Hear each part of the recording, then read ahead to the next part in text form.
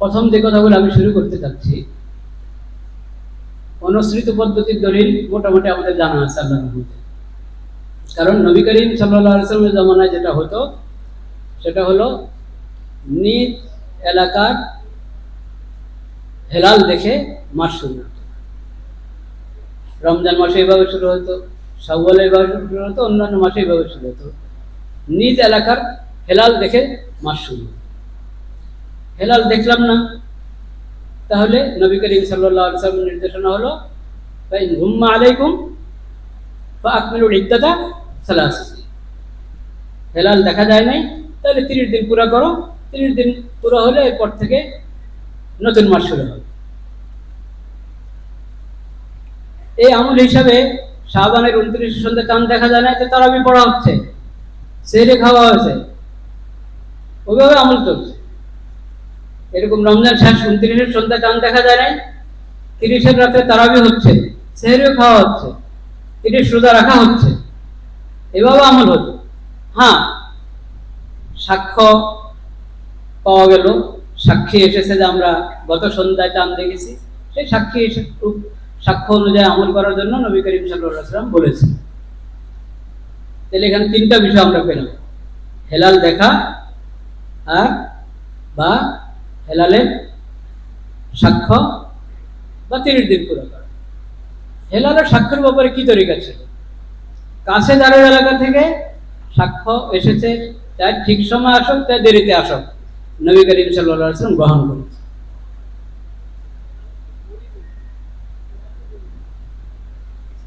আগের দিন সন্ধ্যায় মুসাফিররা রাস্তায় পথে হেলাল দেখেছিল, পরের দিন এসে জোহরের আগে পরে তারা সাক্ষ্য পেশ করেছে, নবী করিম সাল্লাল্লাহু আলাইহি ওয়াসাল্লাম সেই সাক্ষ্য গ্রহণ করে 30 নম্বর যে রোজা চলছিল ওটা ভেঙে ঈদ করার নির্দেশ দিয়েছেন। পরের দিন ঈদের নামাজ পড়ো, যেহেতু ঈদের নামাজের সময় পার হয়ে গেছে, আজকে রোজা ভেঙে গেল। কিন্তু এই যে সাক্ষ্যটা আসলো, ওটা কত দূরের থেকে এসেছে? কয় হাজার মাইল দূরের থেকে এসেছে। ওই জামানার কথা চিন্তা করেন, নবীজির জামানায় এক সন্ধ্যায় হেলাল দেখে পরের দিন দুপুরে মদিনায় পৌঁছবে, ওরা কত দূরের থেকে এসেছে? 500 মাইল দূরের থেকে, 100 মাইল দূরের থেকে। তো হেলালের সাক্ষ্যটা পেয়েছেন দেরিতে, কিন্তু হেলালের দেখার জায়গাটা ছিল মদিনা একবারে নিকটে। নিকটের সাক্ষী যত দেরিতে পান গ্রহণ করবে, এটা হলো হাদিসের শিক্ষা, সিরাতের শিক্ষা।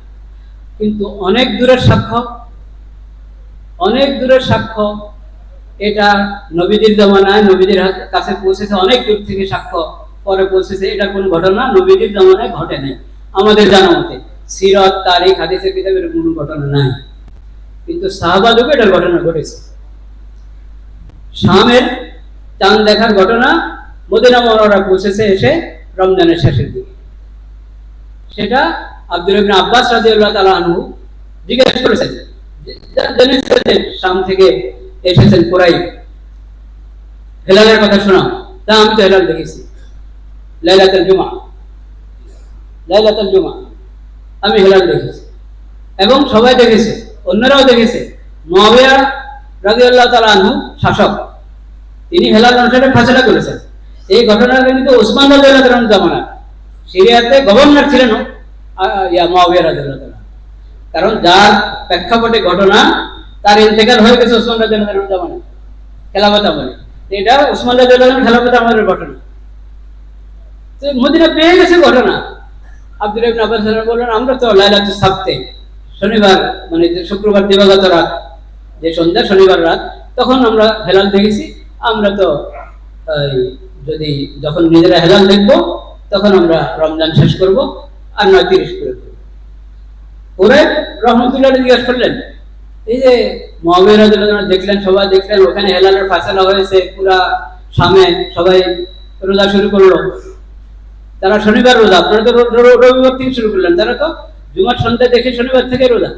ওই রুয়াত, ওই দেখা আপনার জন্য যথেষ্ট না? আপনাদের জন্য যথেষ্ট না? উনি বললেন না, লা নো, আমাদের জন্য যথেষ্ট না।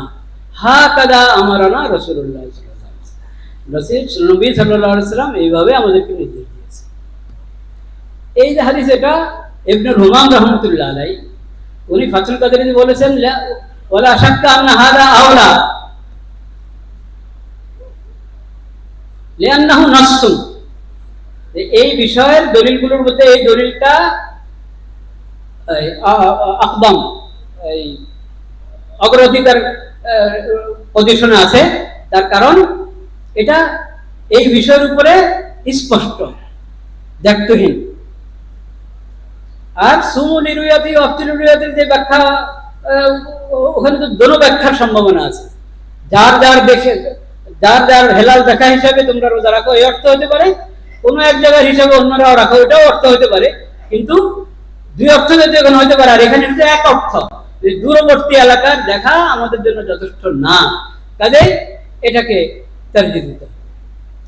উনি নিজে অন্য ব্যাখ্যা করেছেন রহমা, কিন্তু উনি একটা স্বীকার করেছেন যে এটা নাস এই বিষয়, এবং এই জন্য এটা আওলা এবং আকদম।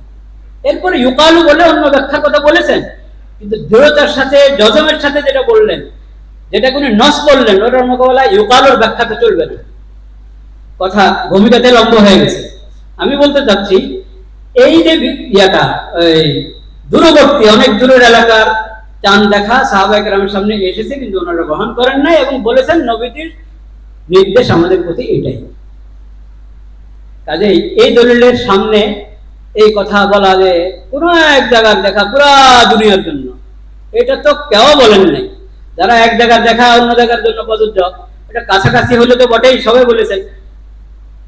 দূরবর্তী হলে তাও কেউ কেউ বলেছেন যে গ্রহণ করা যেতে পারে, গ্রহণ করতে হবে কেউ বলেছেন যদি এসে যায়।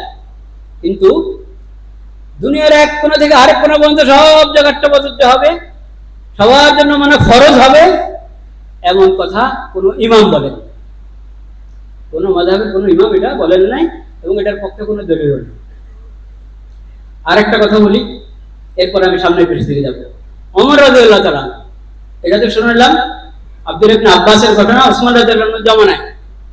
ওমর রাদিয়াল্লাহু তাআলা আনহুর কাছে কিছু লোক আসলেন, তারা এসে বললেন, নাহানু নাসুন বাইনাল জিবাল। ঘড়ি কোন দিকে আমি দেখছি না, ঘড়ি এখানে একটা ঘড়ি থাকা দরকার।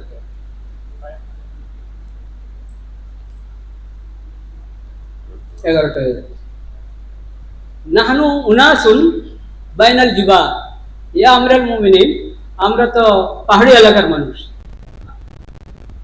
অন্যান্য জনবসতি আর আমাদের মধ্যে বড় বড় পাহাড়, উঁচা উঁচা পাহাড়। লা নুহিল্লু ইদা আহাল্লান নাস, মানুষ যখন হেলাল দেখে, আমরা প্রথম হেলালটা আমরা দেখি না, তখন আমরা কি করব? এটা একবারই ইয়ে কিনা, প্রাসঙ্গিক কিনা? প্রাসঙ্গিক, একবারই মূল বিষয়ের সম্পর্কে প্রশ্ন। ওমর রাদিয়াল্লাহু আনহু বলেন, মিনাল ওয়াদাহি ইলাল ওয়াদাহি, হেলাল থেকে হেলাল, হেলাল থেকে হেলাল। ফাইন গুম্মা আলাইকুম, যদি হেলাল না দেখো তাহলে 30 দিন পুরা করো। এটা তো একবার হুবহু যে বিষয় নিয়ে আজকে ঝগড়া, সেটা যে প্রথম হেলাল আমরা পাচ্ছি না, অন্যরা আমাদের আগে দেখে, পরে আমরা খবর শুনি যে আরে অন্যরা তো আমাদের আগে দেখে ফেলেছে, এখন আমরা কি করবো? তোমরা তোমাদের হেলাল হিসেবে কাজ করো। মিনাল ওয়াদাহি ইলাল ওয়াদাহি, হেলাল থেকে হেলাল। যদি হেলাল না দেখো তাহলে 30 দিন পুরা করো। বলেন না যে অন্যদের কাছ থেকে খবর নাও, যখন খবর পেলা তাহলে এখন তোমরা অন্যদের হিসাবে ধরো, প্রথম ছুটে গেছে এটা কাদা করো। ওমর রাদিয়াল্লাহু আনহু, সাহাবায়ে কেরামের জামানায় এর বিপরীতে কোনো একটা উদ্ধৃতি আমাদের অভিভাবকদের কাছে নাই, যারা আজকে পুরা বিশ্বকে এক দেখা না, শুধু কোনো এক দেখা না, প্রথম সর্বপ্রথম দেখা, সেটা দিয়ে সবাইকে ঈদ করানো ফরজ বলছেন যারা, তাদের কাছে একটা উদ্ধৃতি হবে। এখন যে কথাটা আমি বলতে চাচ্ছি ওটা আরো বেশি গুরুত্বপূর্ণ। তাহলে যাক, এতটুকু তো সাফল্য যে আমরা যেটার উপর আমল করছি, এটা উদ্ধৃতি আমাদের কাছে কি আছে, নবী করিম সাল্লাল্লাহু আলাইহি ওয়াসাল্লাম জামানা থেকে, সাহাবায়ে কেরাম জামানা থেকে এটা চলে আসছে। শুধু মূল যেটা দেখার বিষয় ছিল যে অনেক দূরে দেখা যদি ওই সময় পরে আসতো, আর এখন আমরা নগদ পেয়ে যাচ্ছি, এটা গ্রহণ করবো কি করবো না, সেই ব্যাপারে সাহাবায়ে কেরামের ফয়সালা হলো তোমরা তোমাদের রুয়তের উপর আমল করো, তোমাদের দেখার উপর। পরে যে কথাটা আমি বলতে চাচ্ছি, একটা মাসালা ফিকহের কিতাবে আছে, আমাদের তালেবে ইলমেরা ভালো জানেন এটা, ইখতিলাফে মাতালে মুতাবার কি মুতাবার না। দুইটা মত এখানে ফিকহি মাযহাবের মধ্যে আছে। একটা হলো ইখতিলাফে মাযালিব মুতাবান না, লা ইবরাতাল ইখতিলাফিল মুতাবান, মানে চাঁদ তো একসাথে, নতুন চাঁদ একসাথে পুরা পৃথিবীতে দৃশ্যমান হয় না, হওয়া সম্ভব না। এটা অনেক কারণ আছে, ভৌগোলিক কারণ, জ্যোতির্বিজ্ঞানী বিজ্ঞান সংক্রান্ত কারণ, বিভিন্ন কারণে একসাথে দেখা যাবে না। এটা সবাই বুঝে, সবাই জানে একসাথে দৃশ্যমান হবে না। একই সন্ধ্যা সবাই দেখবে না, তা আগে দেখবে তা পরে দেখবে, এটা বাস্তবতা। এখন শরীয়তের বিধানের ক্ষেত্রে এই যে পার্থক্যটা আছে, এই পার্থক্য ধর্তব্য হবে কি হবে না? অধিকাংশ ফকিহ বলেন যে ধর্তব্য হবে, কিছু ফকিহ বলেন যে ধর্তব্য হবে না। এই যে একটা ইখতিলাফি মাসালা, এই মাসালার সঙ্গে আমাদের এই বন্ধুদের কোনো সম্পর্ক নেই। তারা এই দোনো মাযহাবের বিপরীতে নতুন একটা মত সৃষ্টি করেছে, এটা বুঝতে হবে। অনেকেই মনে করে এটা তো আমরা কানজুদ দাগাগের মধ্যে পড়েছি, লা ইবরাতাল ইখতিলাফিল মাযালিব, তো আমাদের রফিকুল ইসলাম সাহেব, আব্দুল্লাহ আল মারুফ, ডক্টর শমশের আলী, শমশের সাহেব ইন্তেকাল করে গেছে, হ্যাঁ, তারপরে সাদরার, ওনারা তো এই কথাই বলেন লা ইবরাতাল ইখতিলাফিল মাযালিব। তাহলে এটা সমস্যা কি, দোষের কি হলো? অনেক দোষের, এটা অনেক সমস্যা। কানজুদ দাগাগের লা ইবরাতাল ইখতিলাফিল মাযালিবের সঙ্গে এই ভাইদের কোনো সম্পর্ক নেই। কেন নাই এটা বুঝেন, এটা বোঝা দরকার। তাদের মত যেটা, এটা বেদাত, নতুন করে সৃষ্টি করা হয়েছে। আগে যে মাযহাবের মধ্যে দুইটা মত ছিল, দুই মতের কোনো মত না, এর বাইরে, দুনো মতের বাইরে এটা। এর মানে হলো উম্মতের ইজমার সুকুতির খেলাফ। আর তারা এটাকে যেভাবে বাস্তবায়ন করতে চায়, ওদের তো পুরা উম্মতের সরিহ ইজমার খেলাফ, কোরআন সুন্নাহ এবং ইসলামী শরীয়তের খেলাফ। এই কথাটা যদি সাফভাবে আমরা বুঝে নিই, তো ইনশাআল্লাহ মাসালাগুলো হল হয়ে যাবে ইনশাআল্লাহ। কিভাবে দেখেন, লা ইবরাতাল ইখতিলাফিল মাযালিব, এটা তো অনেক ফকির মত, কিন্তু তাদের কাউকে বলেছে পুরা বিশ্বব্যাপী, পুরা পৃথিবীতে একই দিনে রোজা শুরু করা এবং একই দিনে ঈদ করা ফরজ বা জরুরি? একটা হওয়া যায়।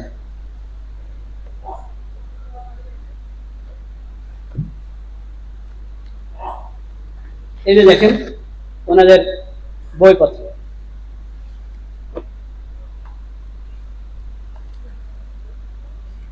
এগুলো হলো ওনাদের ফতোয়া, বিস্তারিত ফতোয়া।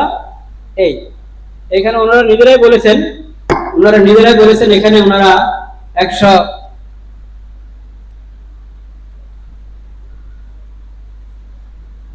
136টা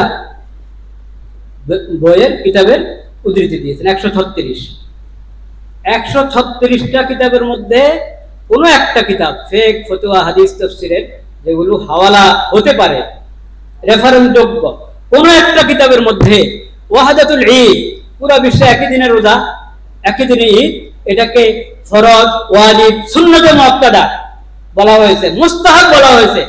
তাদের এখান থেকেই, তারা দুইটা দিয়ে নিজেদের ফতোয়া তৈরি করেছে, ওখান থেকে একটা উদ্ধৃতি নাই, অনুপস্থিত।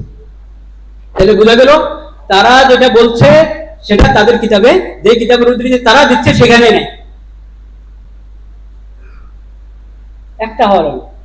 বরং তারা যে ব্যক্তিদের, যে মনীষীদের নাম নিয়েছে, ওনাদের থেকে, ওনাদের অনেকের কাছ থেকেই এই আপনার তাসরিফ আছে যে এরকম তাকাল্লুফ করে, চেষ্টা করে বিভিন্ন জায়গা থেকে চাঁদের সাক্ষ্য সংবাদ সংগ্রহ করে একই দিনে করার চেষ্টা করা, এটা কোনো প্রয়োজন নাই।